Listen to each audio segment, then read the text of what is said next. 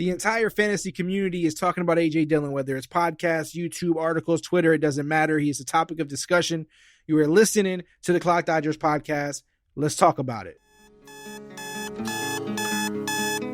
Cannot play with him. Cannot win with him. Cannot coach with him. Can't do it. You play to win the game. I mean, listen, we talking about practice. Not a game. Not a game. Not a game. We talking about practice. Down goes Frazier. Down goes Frazier. Touchdown! You are now locked in to the Clock Dodgers podcast. Clock Dodgers Podcast. Welcome to the Clock Dodgers podcast. I am your host, Neal Maligno. With me is none other than Josh Crocker. What's up, Josh? Hey, Neal. Listen, man, the internet is abuzz right now about AJ Dillon. They are going crazy because the Packers didn't franchise tag Aaron Jones. He didn't get a new deal yet.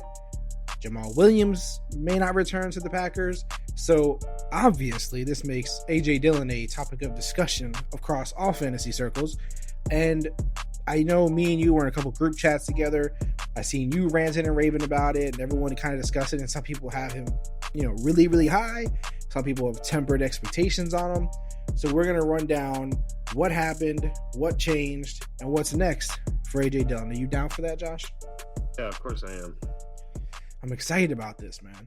I'm excited. So let's talk about what happened in 2020 with AJ Dillon. I just mentioned two guys, which were Aaron Jones and Jamal Williams. They were the RB1 and RB2 in Green Bay last year. So the rookie didn't get a ton of work, not to mention he also had some COVID-19 list games where he didn't get to play. So he kind of ran through the whole gamut, man. Starters, veteran starters in front of him, COVID-19, rookie season, shortened off season. He kind of had all the issues you could potentially run into. And not to mention, you're a running back coming into the league and you have to be trusted to have, ball security. And can you protect the quarterback? And can you pick up blitzes? And there's a lot of concerns that, a guy needs to be able to prove. And you got a vet quarterback who doesn't, who expects perfection also. So AJ Dillon had a lot to, step into. As far as how AJ Dillon did and how he fared in relation to other past running backs or guys that you've looked into and compared him to, what is the gist? The basically the results that you get when you pull your numbers and everything you're looking at.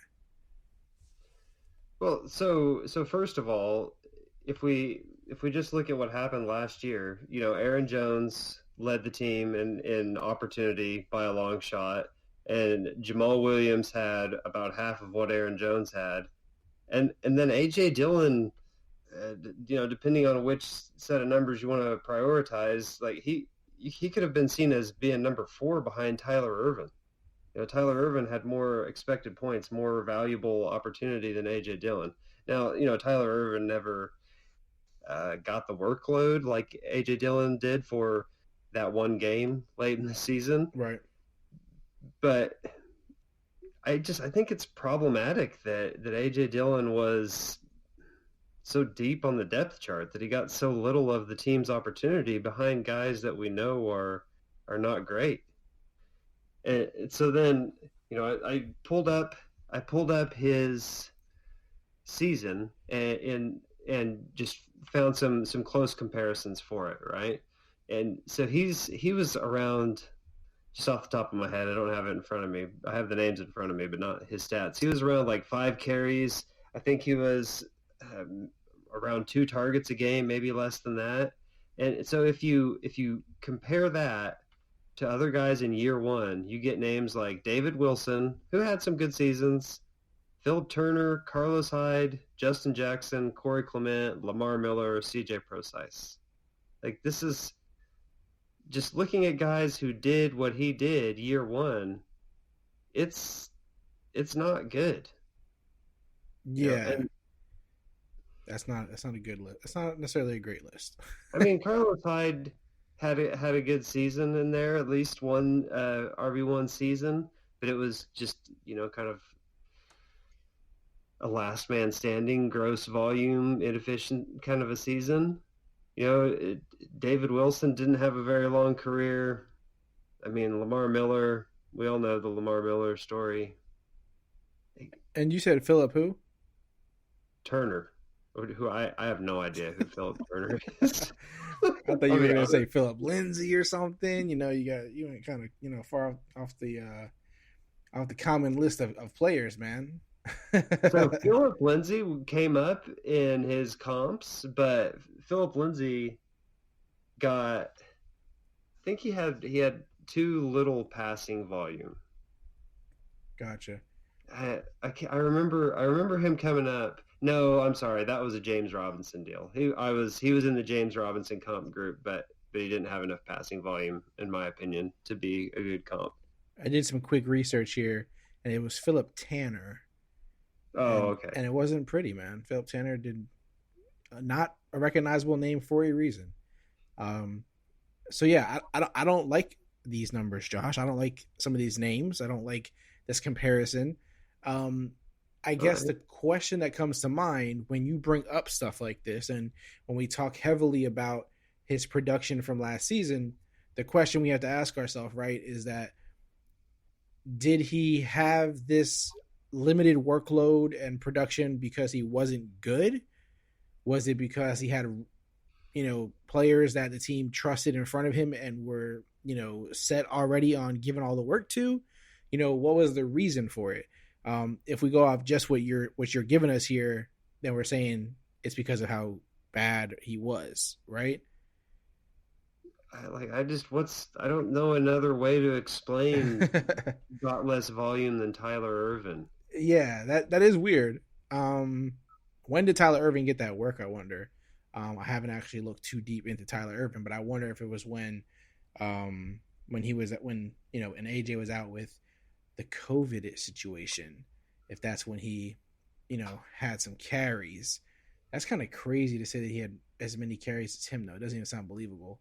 It was expected points. Tyler Ervin was just ahead of him in expected points. And it looks like Tyler Ervin had one good week in week 9 where he was an RB2. Okay. And Tyler Ervin was less efficient than AJ Dillon was. So I don't think it's really fair to say that Tyler Ervin outplayed him or anything like that. Yeah. But why couldn't he get more volume than this? If he would have even just gotten Jamal Williams' volume, then his year 1 would be comparing to Derrick Henry instead of Ronald Jones. Yeah. And just to create context for people, he had 46 rushing attempts, 242 yards, 2 touchdowns, only 2 receptions for 21 yards, and I don't think he scored 2 touchdowns reception wise too, right? He had 4 touchdowns in that game. Damn. Did he really? In the Week 16 game? Am I looking at that right? Or maybe I'm sorry. No, it can't be. No, I'm sorry. No touchdowns. Just 2 rushing touchdowns. Okay, so all right, so 2 rushing touchdowns. So I mean, that was a big game. In that game, a lot of people are going to use this, especially people who want to be optimistic about AJ Dillon and say, "Hey, that's who AJ Dillon is." They're going to say, "Hey, I don't care about, the fact that when he wasn't getting workload, the only time they gave him 20 plus carries or double digit carries, he produced with it." And your argument to that is what, Josh? Do you have an argument against that? I mean, is there anything that, that you could really say, except you don't think he's going to get the workload in 2021 either? I mean, because a lot of people are going into this saying, hey, he's the starter in Green Bay next year. And if he's the starter, that automatically means work. And I seen him, his one opportunity with true work, he produced. Does that make sense? Yeah, so my argument to that would be that, last year, DeAndre Washington did really well when he got volume for the Raiders, and it just didn't mean anything. Now, DeAndre Washington isn't a second-round draft pick, but if we're going to say that AJ Dillon has this inherent value because he's a second-round draft pick, then why didn't he get volume all year long? It just doesn't make sense to me. The one week of production, lots of guys do that. Savon Ahmed did that. All right. I mean, I understand where you're coming from. DeAndre Washington didn't do it with the Raiders last year because he didn't play for the Raiders. But I don't know if you're talking about in 2019, maybe. I guess I was. Sorry about that. That's fine. He got volume for 2 or 3 weeks and did really well with it. Yeah. And then they dealt him, and he was off the team. Yeah. Yeah. Again, man, the difference with AJ Dillon and anybody else that we're going to talk about is, I mean, going to the what changed part. Aaron Jones, Jamal Williams, both potentially not with Green Bay anymore. And we can't ignore the fact that they were with Green Bay in 2020. Like, it just can't be. There's something to, again, man, I know not everyone wants to put stock in the shortened off-season training camp, the, Zoom training camps or whatever they were doing. The fact that this guy's a rookie coming in. I mean, look at the Colts, right? If Marlon Mack didn't get hurt, how long would it have taken Jonathan Taylor to play, man? Like, honestly, like Marlon Mack was playing the first game of the year nonstop. Hines was playing. Jonathan Taylor was not getting work, and it was the first game of the year, and he was this, enormously loved running back who produced crazy in college. But he didn't come in and they didn't just hand him the ball and say, here you go, buddy. You're better than everyone else here. Just go ahead and run with it. So, I mean, who knows how that would have played out if Marlon Mack was playing well and was getting all the work. They would have eased Jonathan Taylor in here and there, and, eventually maybe would have took over. But AJ Dillon, man, he didn't take over. That's what you're going to say. Again, there was the COVID situation. He was out for like 5 games. And then not to mention there's 2 running backs in front of him who are young and that the team does like. So I feel like, and the way this coach is, he's a different kind of coach. There's just too much like what ifs and stipulations and situations in front of AJ Dillon for me to just completely act like this guy is not, going to do well. Now I'm probably not going to end up with AJ Dillon on my teams because I'm just not going to draft him probably when people want him. If people are predicting him to be, a top 12 running back or an RB1 or, whatever the situation is, depending on how crazy people get with him, I may not end up with a lot of AJ Dillon shares on my teams. But I'm also not going to, knock him and say that he's not, a good running back or he's not going to produce well. With everything that's potentially changing here, Josh, what are you saying you think AJ Dillon is going to be next year? I think the most likely outcome is that he continues to lose volume to somebody else that's there. Like, I think they bring in competition. Maybe it's low draft capital people, but I think that he's looking at a ceiling that's more like Carlos Hyde than what people want it to be. I don't think he's ever going to be an Aaron Jones. Aaron Jones was just more active in the passing game. Right. And maybe AJ Dillon has talent that we've not seen yet, but I'm just not of the philosophy, I guess, that you count on it without seeing any evidence of it. Right. This is fascinating to me. So, I mean, all right. So as far as, we talked about what he's done. We're talking about what's changing. Really, the only things changing are Aaron Jones and Jamal Williams not being there. Like, everything else with this offense, we're assuming is going to stay as it is. And when we get to the what's next part, you're saying that this team is either going to draft a running back or sign a free agent who is going to make AJ Dillon basically not even a factor in fantasy football. Are you saying, like, okay, Jamal Williams last year in PPR, let's just say, finished barely, I believe, or no, actually barely in the top 40 at running back. Are you saying he's that, or are you saying he's less than that? Like, what are you saying here? I think RB40 is probably like a 20th percentile outcome, but I think that his 80th percentile outcome is probably RB20. Because okay. I just don't. All it takes is a Jamal Williams landing on this team to put this guy on the bench. I think. So he's an RB2. What was that? Is he an RB2? Yeah, I think that's where I would be considering taking him. If I could get him for a low end RB2, I would feel like there was enough of a chance there for that to pay off. I mean, Interesting. there is a chance that he just gets the volume, that they just Right. decide to give him the volume and he's an RB1. But it's 1 in 5 or less. And it's just not. I just feel like he's way overpriced for the chance that he has of getting that volume. Right. So you're basically saying that all these things are true possibilities, but that you're never going to draft him in a place where he's RB1 material. So you're probably not going to ever get him. Neither will I.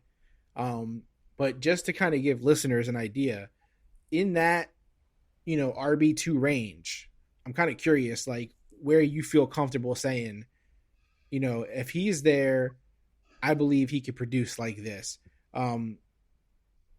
Next season, you're in a draft, and you're feeling hard up for a running back. You're like, I really need to get another running back on this team. Are you picking J.D. McKissick or AJ Dillon? I would go with AJ Dillon because Okay. I think that they could, but also no, never mind. I was thinking of Antonio Gibson there for a second, but like I feel like AJ Dillon has it in his range of outcomes to take on the majority of the work, and I think J.D. McKissick, his ceiling is probably just getting the smaller slice, but the more efficient slice. Right. Okay. Here's an interesting one. A guy that both of us like. We both like a lot. We like him more than I would say the consensus would be in the fantasy community as a whole, and he gets plenty of hate. David Johnson or AJ Dillon? That's tough. I feel like that's the spot right there. Like that's where I'm at. Yeah, I think that's appropriate. I think that's where he should be going. Maybe a few picks ahead of David Johnson. Okay. AJ Dillon probably has a ceiling that's ahead of David Johnson. That doesn't seem like a crazy thing to say. But David Johnson has a floor that's, I think, far above AJ Yeah, Dillon's. so like we both kind of, it sounds like we agree where our comfort level is with AJ Dillon. It just feels like your floor is way lower and my floor is higher. Not that my floor is super high, but I just feel like basically you have an idea that there's a chance that AJ Dillon could be, you have a chance in your mind that AJ Dillon could be absolutely nothing basically. And I don't have that. Like I don't see the scenario where AJ Dillon doesn't matter at all. I don't feel like he's. I don't know. I don't feel like there's a place for that for him. Like I just don't feel like he's going to be irrelevant. Whether they sign another running back, whether they draft another running back, I just don't feel like that's an outcome possibility for AJ Dillon. But it seems like that's where you're at. That you believe there is a possibility that it happens. So, I feel like I can't see you ever, if it was between David Johnson and him or in that range, that you'll ever draft AJ Dillon. I don't know. I probably would over David Johnson because I feel like the ceiling the ceiling is on AJ Dillon. Like David Johnson, I like him in my lineup as an RB3 around pick 60. I just feel like he's going to give me a few weeks. Like old Jets Matt Forte gave us a few weeks. LaShawn McCoy, when he came to the Chiefs, gave us a few weeks. Right. Like that's I'm comfortable with David Johnson because I feel like he can do that. But with AJ Dillon, like the ceiling is higher, but he might also be on Johnson. Like, Ouch. I don't want to and I feel believe it. like that's more based in evidence than the hype he's getting. On Johnson was a second round pick who didn't have a lot of production year one. Tell whatever story you like, he didn't work out.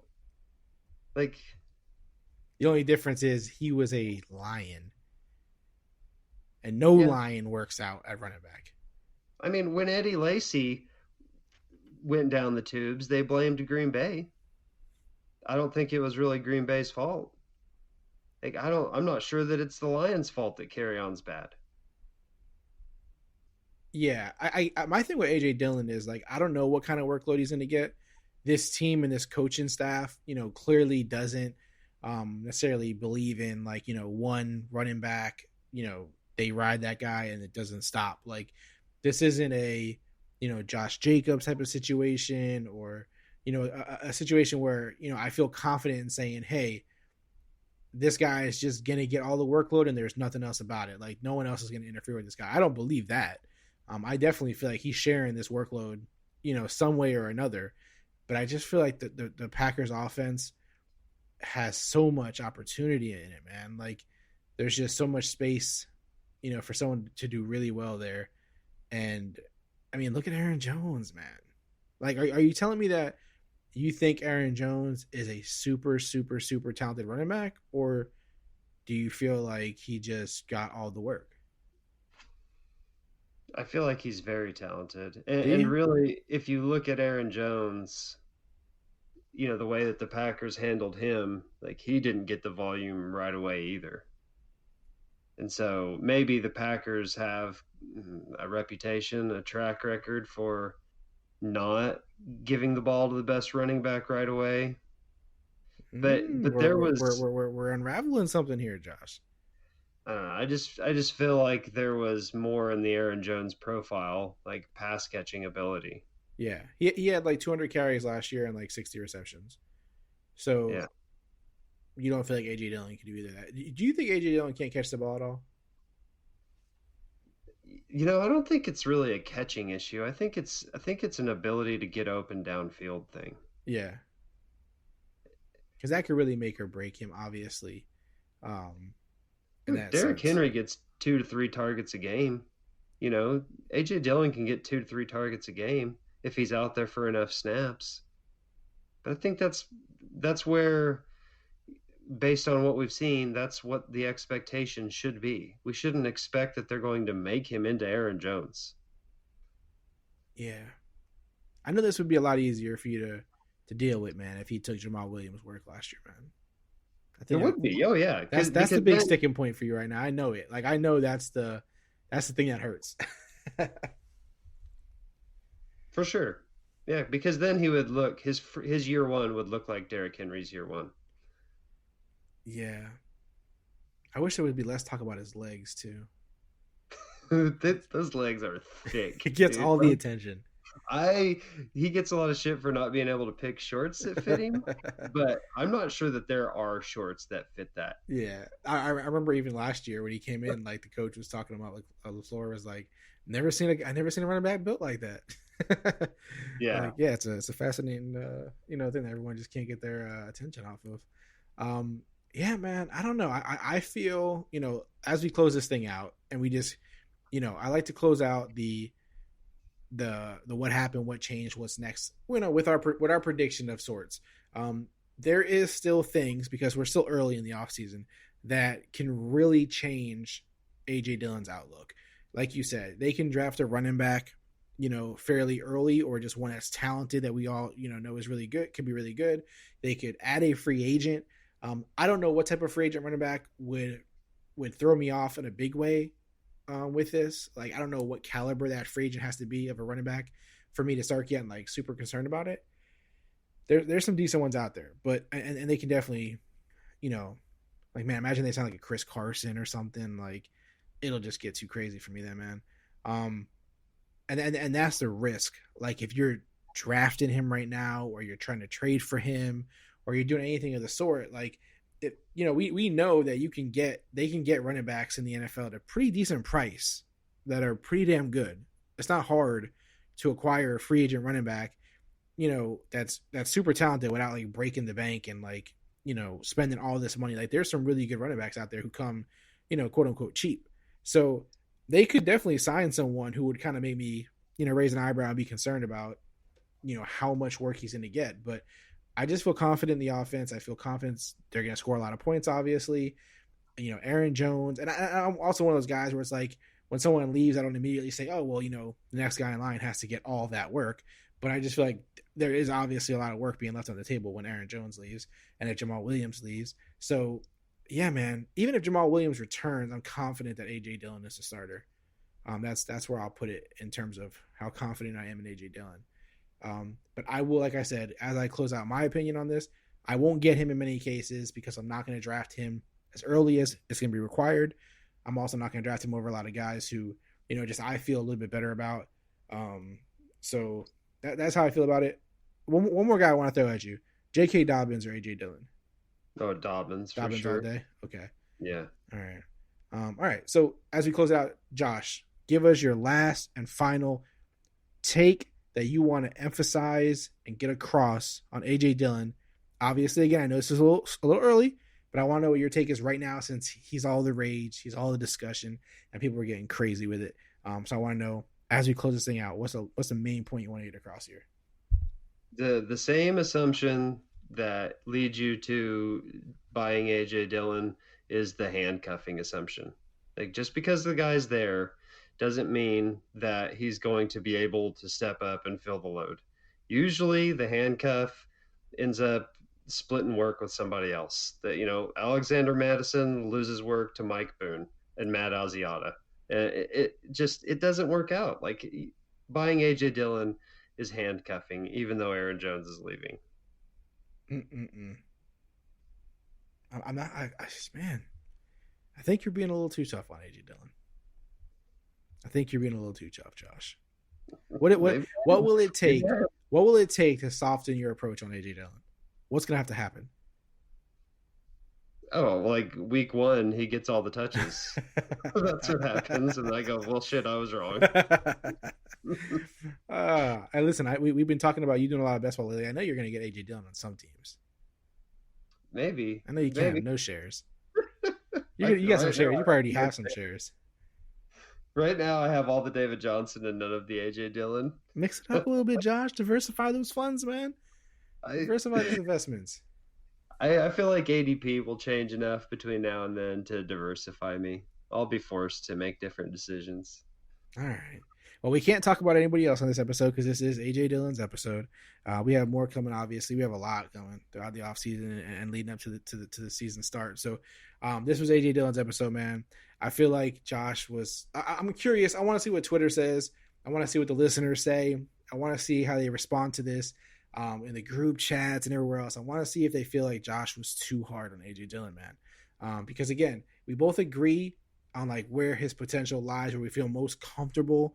Like at the highest chance probability that being where he ends, but you just have a way lower ceiling for him than I understand. It's imaginable to me. So I'm curious if, everyone is, by the time this episode comes out, if everyone's still crazy over him, RB1, he's going to be elite. He's just replacing Aaron Jones.